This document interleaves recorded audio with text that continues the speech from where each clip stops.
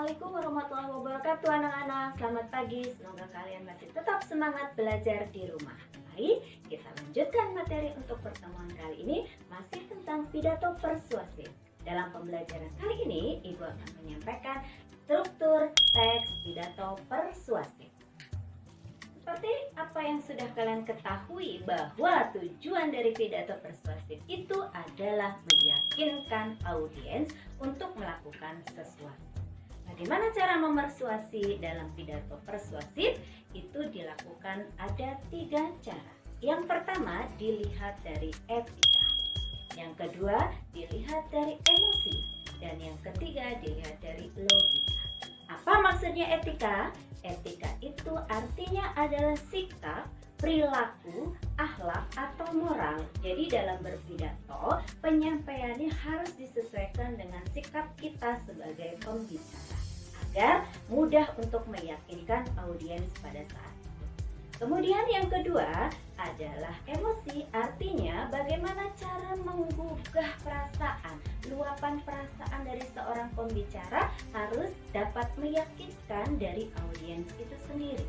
Dan yang ketiga, logika. Logika itu maksudnya adalah masuk akal. Artinya apa yang kita sampaikan itu harus masuk akal sesuai dengan situasi dan kondisi pada saat itu, agar mudah meyakinkan audiens pada saat kita berbicara di depan audiens. Selanjutnya, bagaimanakah struktur teks pidato persuasif? Struktur artinya susunan atau urutan. Artinya urutan dalam berbicara atau dalam berpidato di depan audiens. Nah, bagaimana strukturnya? Struktur pidato persuasif itu pada dasarnya terdiri dari 3. Yang pertama itu ada pembuka, yang kedua ada isi, dan yang ketiga ada penutup.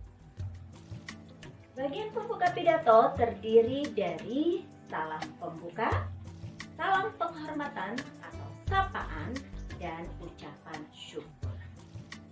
Dalam salam pembuka artinya adalah salam yang disampaikan pada saat membuka pidato di depan audiens.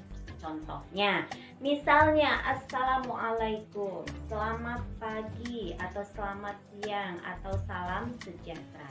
Pilih salah satu salam dalam penyampaian pidato di depan audiens. Kemudian salam penghormatan atau sapaan biasanya ini adalah untuk menyapa hadirin atau audiens pada saat itu. Biasanya disampaikan kepada orang yang mempunyai jabatan atau pangkat paling tinggi sampai rendah. Ya, misalnya kalian disuruh untuk memberikan sambutan dalam acara di sekolah. Yang hadir ada kepala sekolah, ada guru, ada staf PU, dan ada teman-teman kamu. Maka bagaimana cara menyapanya? Nah, contohnya seperti ini. Yang terhormat Bapak Kepala SMP Negeri 1 Pagedangan. Yang saya hormati Bapak Ibu Dewan Guru dan staf TU dan teman-teman yang saya cintai. Jadi kata terhormatnya hanya disampaikan kepada yang pertama, karena itu artinya paling, ya. Jadi yang lainnya nanti jangan terhormat lagi, kalian menyampaikannya yang saya hormat. Sedangkan ucapan syukur ini artinya ucapan syukur kepada Sang Pencipta, bahwasannya sang pembicara itu bisa berdiri di depan audiens. Misalnya, puji syukur kehadirat Tuhan yang Maha Esa. Puji syukur kehadirat Allah Subhanahu wa Ta'ala. Dan itu adalah ucapan puji syukur. Bagian pidato yang kedua itu adalah isi pidato. Isi pidato ini artinya adalah inti dari pidato disesuaikan dengan topik yang disampaikan. Nah, untuk membedakan bahwa ini adalah pidato persuasif, maka dalam isi ini terdapat 3 unsur. Yang pertama, ada yang namanya pernyataan pendapat. Yang kedua, ada argumen atau alasan. Dan yang ketiga, ada ajakan persuasif. Nah, yang pertama ada pernyataan. Maksudnya pernyataan pendapat ini menyatakan atau menyampaikan pendapat dari seorang pembicara terhadap topik yang disampaikan kepada audiens.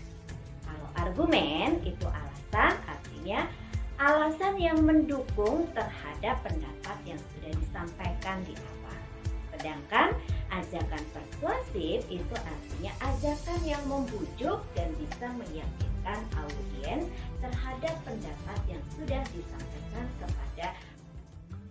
Bagian terakhir dari struktur teks pidato persuasif adalah bagian penutup. Bagian penutup terdiri dari simpulan, ucapan permohonan maaf, dan salam penutup.